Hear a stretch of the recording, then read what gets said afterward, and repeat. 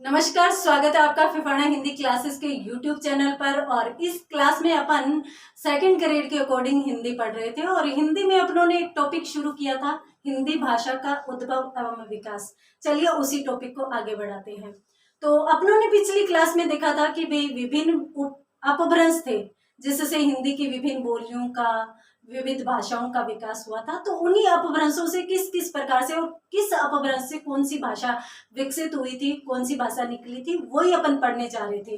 तो पिछली क्लास में अपनों ने सौर शनि अपभ्रंश के बारे में देखा था। तो उस अपभ्रंश से कितने प्रकार की भाषा और उसकी कौन कौन सी उपबोलियां निकली थी, उसी को अपन पढ़ेंगे। और मैंने बताया था जैसा कि अपन चार्ट के माध्यम से पढ़ेंगे। तो चलिए अपन शुरू करते हैं।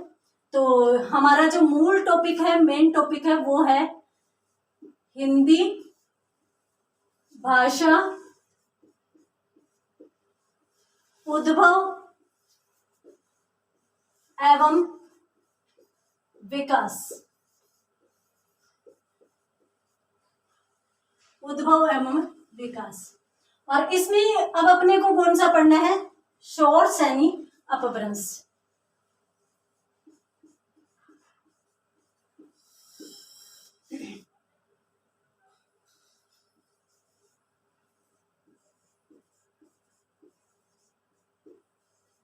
सौर सैनी अपभ्रंश, ठीक है। सौर सैनी अपभ्रंश से यदि अपन भाषाओं की बात करें तो मुख्यतः 3 भाषाएं इसमें से निकली थी। और कौन कौन सी थी? तो पहले की बात करें पश्चिमी हिंदी,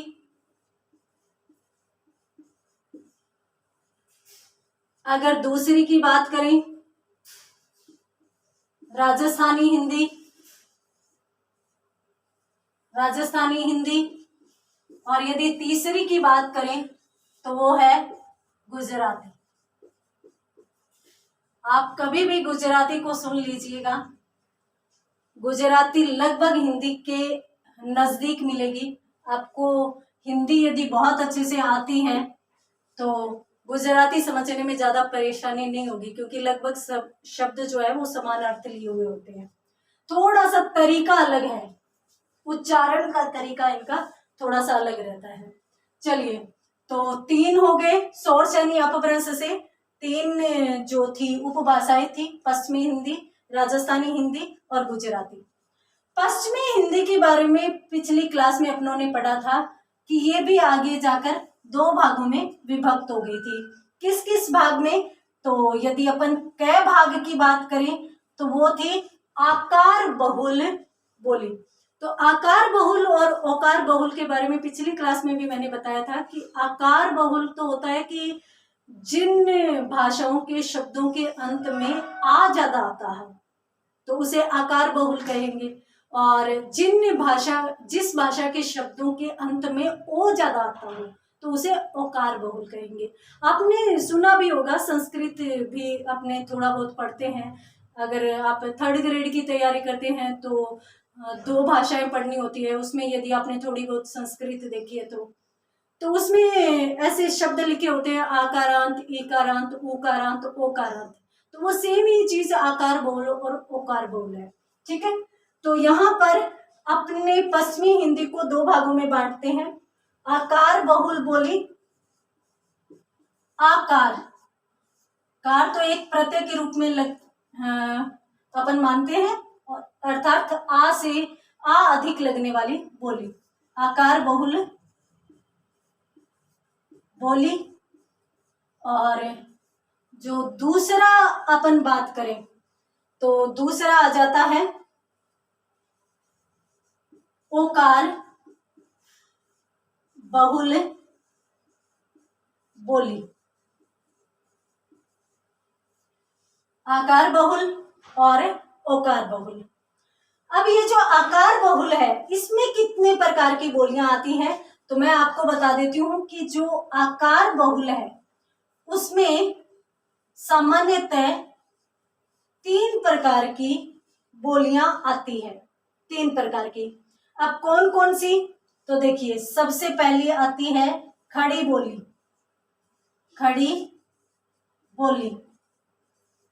दूसरी की यदि अपन बात करें तो दूसरी आती है हरियाणवी, इसको अपन इस तरीके से भी कर सकते हैं। खड़ी बोली दूसरी हो जाती है हरियाणवी,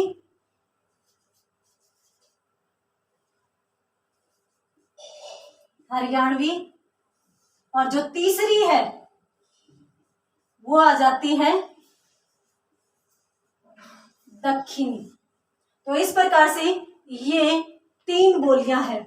और इसमें यदि अपन बात करें तो खड़ी बोली को कौरवी भी कहते हैं, ठीक है, कौरवी भी कहते हैं। कभी कभार एग्जाम में खड़ी बोली नहीं आकर कौरवी आ जाता है, तो कौरवी खड़ी बोली को ही कहते हैं। यदि हरियाणवी की बात करें तो हरियाणवी को बांगरू भी कह सकते हैं, बांगरू, और इसको जाट्टू भी कह सकते हैं। तो आप बांगरू एक नाम ध्यान में रखेंगे। तो इस प्रकार से सौर शनि अपभ्रंश, सौर शनि अपभ्रंश में पश्चिमी हिंदी और पश्चिमी हिंदी की बोलियां जो है तो वो क्या कौन सी आ जाती है, आकार बहुल, ओकार बहुल, और आकार बहुल में भी खड़ी बोली, हरियाणवी और दक्षिणी, ये 3 भाषाएं आती है। उसके बाद यदि अपन बात करें ओकार में, तो इसमें भी ओकार बहुल में भी 3 प्रकार की बोलियां आती है। अब कौन कौन सी आएगी, तो सबसे पहले तो आएगी ब्रज, जिसको अंतर्वेदी बोली भी कहा जाता है, अंतर्वेदी बोली भी कहा जाता है। दूसरी आ जाएगी बुंदेली, बुंदेली, और जो तीसरी बोली है वो आ जाएगी कन्नौजी, कन्नौजी। तो ये 3 बोलियां औकार बहुल में आ जाएगी। तो दोनों हो गई आकार बहुल और औकार बहुल। औकार बहुल में ब्रज, बुंदेली, कन्नौजी। ब्रज जो है वो अंतर्वेदी कहलाती है, और बुंदेली जाहिर सी बात है कि बुंदेलखंड के आसपास बोली जाती है, तो इसको बुंदेलखंडी बोल दो चाहे बुंदेली बोल दो, एक ही बात है। यहां पर ये बात किसकी होगी, पश्चिमी हिंदी की। अब सौर शनि तो अपभ्रंश हो गया, अब इस अपभ्रंश से कौन सी उपभाषा निकली, पश्चिमी हिंदी निकली। और पश्चिमी हिंदी की 2 प्रकार की बोलियां थी, और बोलियां आकार बहुल, औकार बहुल थी। आकार बहुल में 3 थी, औकार बहुल में भी 3 थी। उम्मीद करती हूँ ये चार्ट आपको समझ में आ गया होगा। अब अपन बात करते हैं राजस्थानी हिंदी की। तो राजस्थानी हिंदी में 4 बोलियां आती है। अब इसमें यदि अपन बात करें तो इसमें एक तो आती है मारवाड़ी, मारवाड़ी, एक आती है मालवी, मालवी, एक आती है मेवाती, मेवाती, और एक जो ढूंढाड़ प्रदेश की है ढूंढाड़ी, तो वो भी इसमें आ जाती है। तो ढूंढाड़ी, ये लीजिए। राजस्थानी हिंदी की कुल कितनी बोलियां हैं, 4 बोलियां मानी जाती हैं, मारवाड़ी, मालवी, मेवाती, ढूंढाड़ी, ठीक है। उसके बाद अपन बात करते हैं गुजराती की।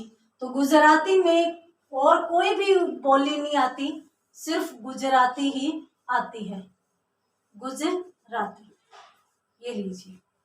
तो यहाँ पर हमारा सौर शनि अपभ्रंश का चार्ट, जो कल की क्लास में मैंने बताया था कि अपन चार्ट के माध्यम से पढ़ेंगे, तो आप इसका स्क्रीनशॉट ले लीजिए।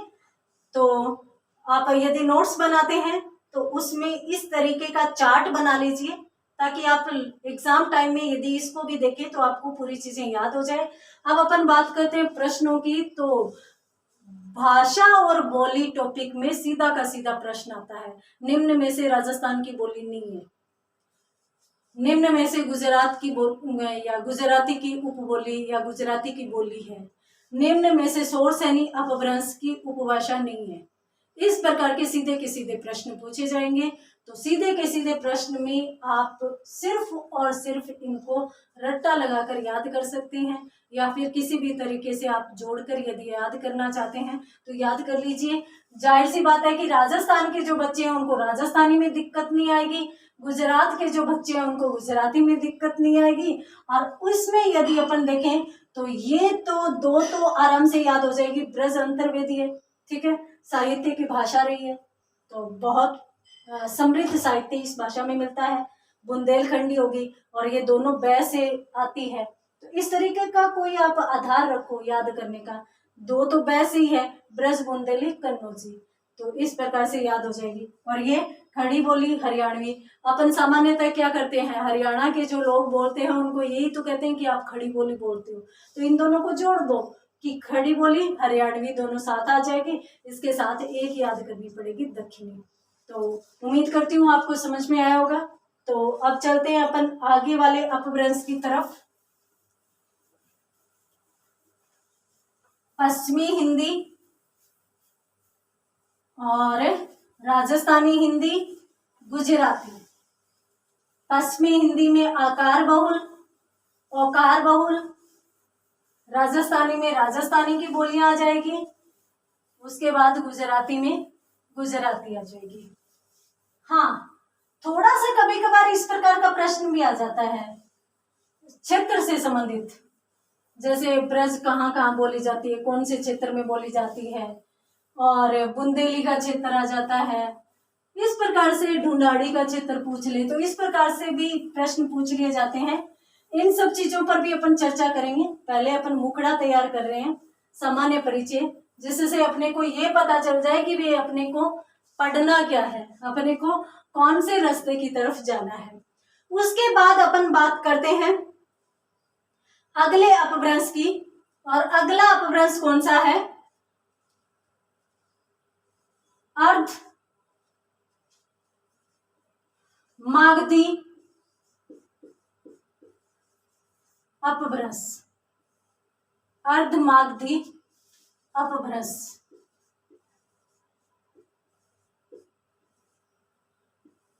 ये आ गया अपना अगला अपभ्रंश। पहला अपभ्रंश शौर्षणी अपभ्रंश, दूसरा अर्धमागधी अपभ्रंश।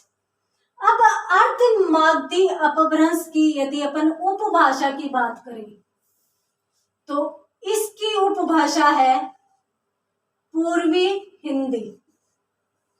पूर्वी हिंदी,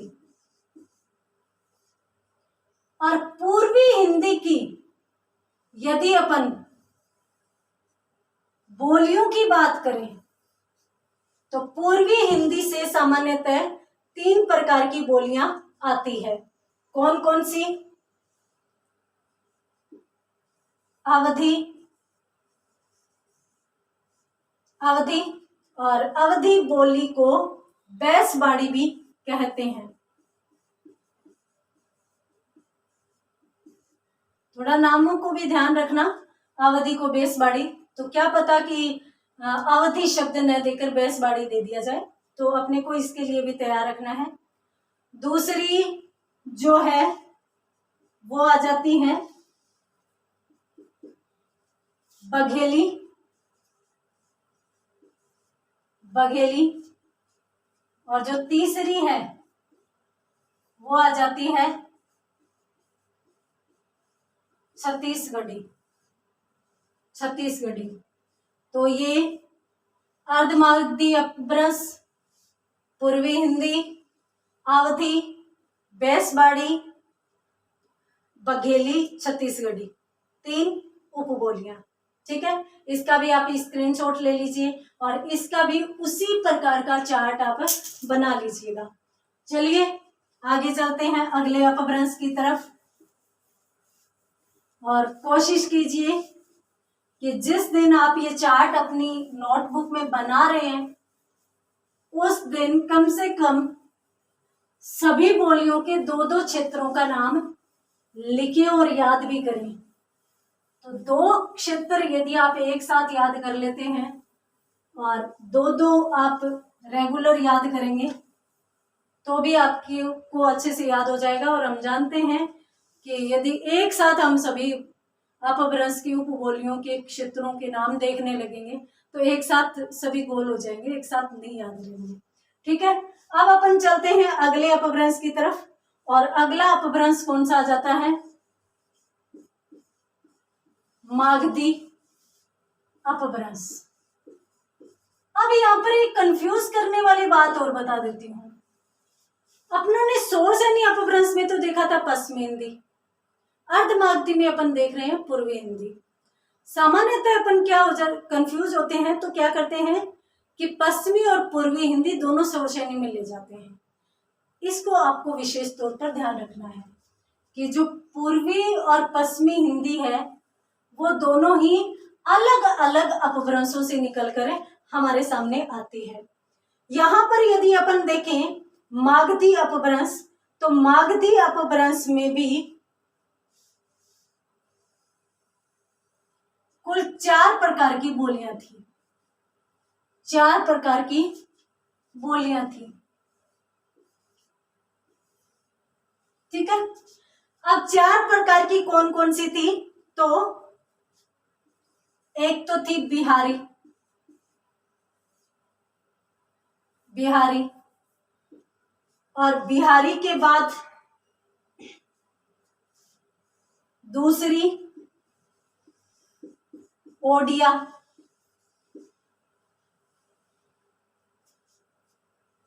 तीसरी की यदि अपन बात करें तो बांग्ला, और अंतिम चौथी की यदि अपन बात करें तो ये है असमिया। ठीक है, मागधी अपभ्रंश से 4 उपभाषाएं निकल कर आई, बिहारी, ओडिया, बांग्ला, असमिया, ये 4। अब इनमें यदि अपन उपबोलियों की बात करें तो देखिए बिहारी जो उपभाषा है उसमें से भी अनेक उपबोलियां निकल कर आई। कौन कौन सी आई, तो इसमें सामान्य तौर पर 3 उपबोलियां निकल कर आई थी। कौन कौन सी, तो भोजपुरी, एग्जाम की दृष्टि से महत्वपूर्ण। सामान्य तौर पर ऐसा पूछा जाता है कि भी बिहारी से कौन सी बोली नहीं आई, तो बिहारी से एक तो आती है भोजपुरी, दूसरी आती है मगही, मगही, और तीसरी आती है मैथिली। जी हाँ, यदि आपके दिमाग में आ रहा है तो विद्यापति की भाषा, मैथिल कोकिल बोला जाता था इनको। क्यों? क्योंकि बहुत ही सुंदर पदों की रचना की थी उन्होंने अपने पदावली ग्रंथ में मैथिली भाषा में, तो उनको मैथिल कोकिल बोला जाता था। तो बिहारी की ही वो ये बोली मानी जाती है, बिहारी भाषा की या बिहारी उपभाषा की बोली मानी जाती है। तो ये तीनों हो गई आपकी, भोजपुरी, मगही और मैथिली। उसके बाद यदि अपन बात करें ओडिया की, तो ओडिया की एकमात्र ओडिया ही होती है, ओडिया। यदि बांग्ला की बात करें तो बांग्ला की बांग्ला ही है, बांग्ला। ठीक है, और यदि अपन असमिया की बात करें तो उसकी भी असमिया बोली ही मानी जाती है। तो ये रहा अपना तीसरा अपभ्रंश, कौन सा, मागधी। तो अपनों ने 3 अपभ्रंश पढ़े हैं, शौरचनी, अर्धमागधी और मागधी, जिसमें से मागधी अपभ्रंश की यदि अपन बात करें तो 4 प्रकार की उपभाषाएं हैं, बिहारी, ओडिया, बांग्ला, असमिया। और यदि इसका भी आप स्क्रीनशॉट लेना चाहते हैं तो स्क्रीनशॉट ले लीजिए, नोट बना लीजिए। तो इस तरीके से यहाँ तक अपनों ने 3 अपभ्रंश कंप्लीट किए हैं। उम्मीद करती हूँ आपको समझ में आए होंगे। मिलते हैं अगली क्लास में आगे के अपभ्रंशों के साथ, तब तक के लिए धन्यवाद।